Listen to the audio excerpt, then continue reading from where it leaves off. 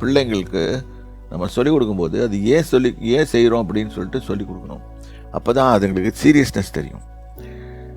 நம்ம என்ன பண்ணுறோம் இப்போ ரீசெண்ட் டைம்ஸில் சண்டேக்கு சர்ச்சுக்கு போனோன்னே இல்லைங்களா ஓடுங்க. அதுங்களுக்கு அது ஒரு பார்க் டைம் மாதிரி போயிடும். பார்க்கில் ஓடி ஆடி விளையாடுற மாதிரி.